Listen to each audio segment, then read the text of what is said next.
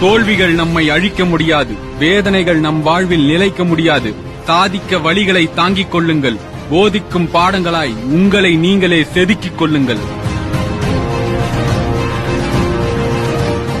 எதிர்பார்ப்புகள் இல்லாமல் இலக்கை அடைய முடியாது. வாழ்வில் வலியை அனுபவித்தால்தான் வழியை அடைந்து இலக்கை எட்ட முடியும்.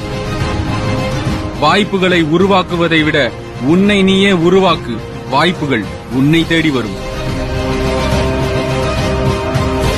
ஒதுக்கி வைக்க நீ என்ன குப்பையா, ஓரம் கட்டி வைக்க நீ என்ன தூசியா? வீழ்வதை எண்ணாதே, வாழ்வதை எண்ணு.